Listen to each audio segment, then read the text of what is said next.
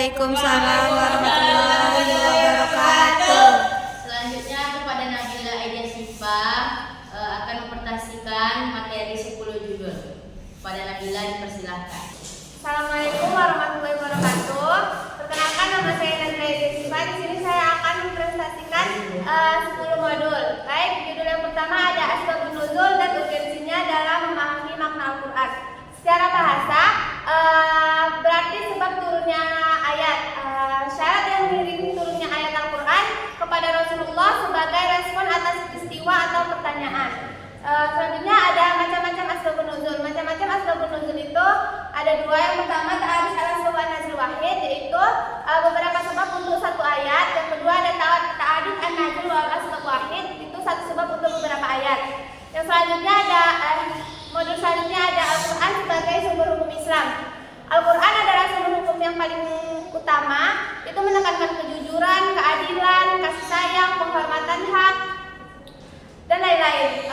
Sunnah melengkapi dan menjelaskan Al-Quran. Metodologi tafsir penting untuk ada tafsir zaman.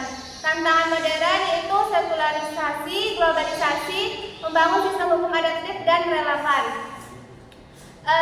Judul selanjutnya adalah konsep hukum Islam dalam Al-Quran.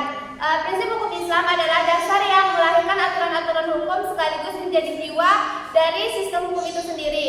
Prinsip ini tidak hanya berupa aturan normatif, tetapi juga mengandung nilai etis dan spiritual yang menjadikan hukum Islam itu tetap hidup, berkembang, dan selalu relevan. Selanjutnya, studi Al-Quran tentang etika dan moral.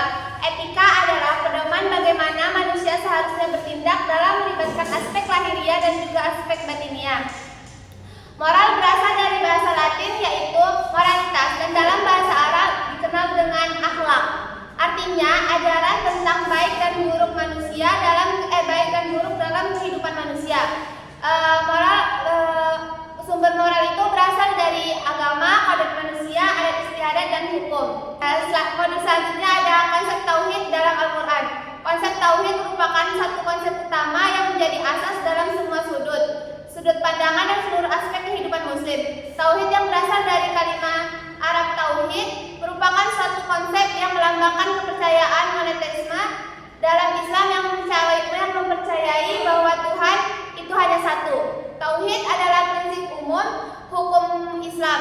Prinsip ini menyatakan bahwa semua manusia ada di bawah satu ketetapan yang sama, yaitu ketetapan tauhid yang dinyatakan dalam kalimat la ilaha illallah, yang artinya tidak ada Tuhan selain Allah.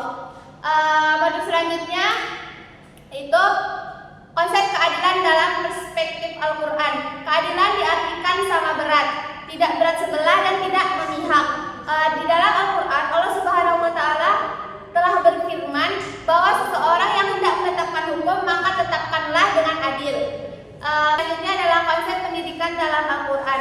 Pendidikan dalam Al-Quran adalah proses membentuk manusia beriman, bertawakal, berilmu, berakhlak mulia.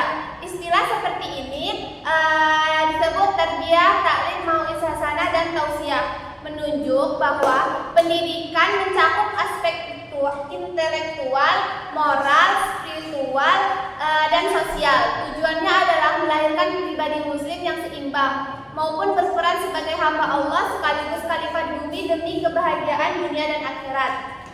Judulnya adalah studi Al-Quran tentang etika berkomunikasi.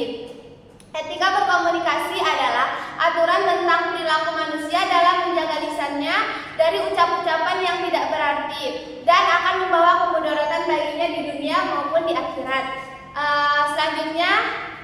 Selanjutnya studi Al-Quran tentang pengendalian diri.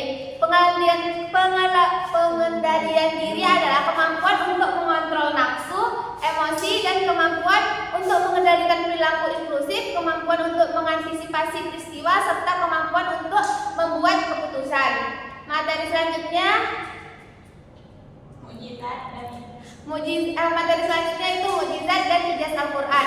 Mukjizat adalah sebuah kejadian luar biasa yang bertentangan dengan tradisi yang dikutip oleh Nabi sebagai bentuk bahwa ajaran adalah benar. Ijaz adalah keistimewaan Al-Quran yang tidak dapat diduplikasi atau disamai oleh manusia karena keindahan bahasa dan susunan maknanya.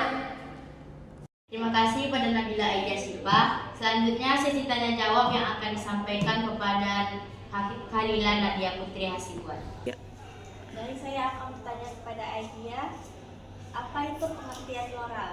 Baiklah, saya akan menjawab pertanyaan. Apa itu moral? Moral itu berasal dari bahasa Latin, yaitu moralitas.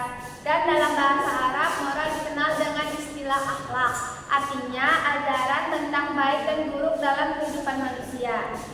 Selanjutnya. Terima kasih kepada Khalila Nadia Putri. Selanjutnya pertanyaan kedua yang akan disampaikan oleh Rawiyah Ramadhani Tambak. Pada Rawiyah dipersilakan. Rawiyah Ramadhani Tambak ingin bertanya kepada Nabila Aida Sipa, apa saja macam-macam asbabun nuzul?